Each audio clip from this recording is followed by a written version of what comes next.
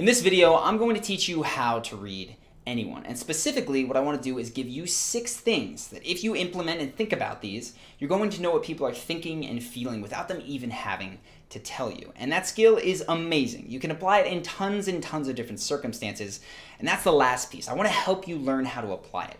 Because a very, very common question that I see in the comments, and I appreciate those, but very, very common one is, Charlie, how do you make these charisma breakdowns? How do you see the frameworks that you see? And how did you learn this stuff? The answer is that I started by learning how to read people. That's so closely tied to the question of the charisma breakdown. So I figured, why not knock them both out in one video? Let's go ahead and get started though. The first thing, if you're interested in learning how to read other people, is you have to get better at reading yourself. You need to develop a level of self-awareness that is far, far above most other people. But the good news is, it's a very specific kind of self-awareness. And that is, you have to notice when you are forming opinions about other people, or when you're changing opinions about other people. Because if you think about it, there's 7 billion people in the world, and you don't have opinions on most of them, right? You don't trust them, or distrust them, or like them, or hate them. It's just neutral to you. But at some point between seeing someone who is a stranger and then having them walk up to you, start a conversation, speaking for maybe 5 minutes, you're going to form a very strong opinion most times. And that's going to be, you know what, I just don't trust this guy. Something about him has tipped me off. Or this guy's awesome. I would definitely hang out and spend time with him. Or maybe it's, this person, wow, how sharp are they? I would love to work with them. The truth is, only a few minutes have gone by, right? You haven't seen their resume. You don't know anything about them. Everything they're saying could be true, false, or otherwise. What you're picking up on are very, very subtle cues. And if you get good at noticing when you feel these things, you're going to get better at picking up those cues and identifying what they are. So step 1, self-awareness. You need to know when you are having opinions about other people. Second piece, now we're going to bring the focus to others.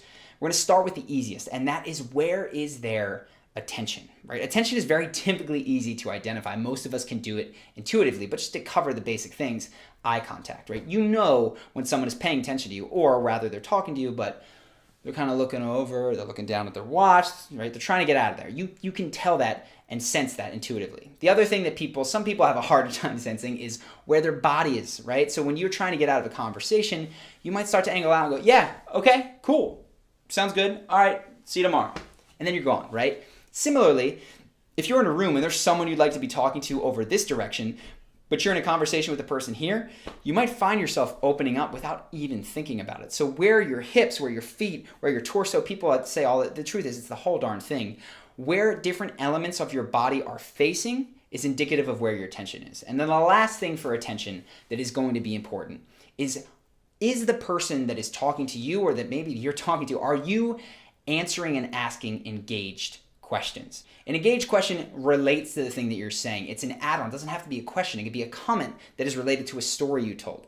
That is going to be very indicative of if you have someone's attention or don't. So that's the first step of cold reading. Second thing overall is going to be, okay, are they giving me attention? Are they interested or disinterested in what is going on in front of them? Then we want to hone down a little bit, right? Because all we know now is interested or disinterested. We need to get to some emotions. And the truth about emotions is that they are very, very, very focused up here. The easiest place to find an emotion, there are other tells elsewhere, but 80 to 90% of them are occurring here. And I include the voice box in this because tonality is going to be huge. Specifically, the first thing that you should start to do is identifying your expressions. We all know, we know happiness, right? We know these things.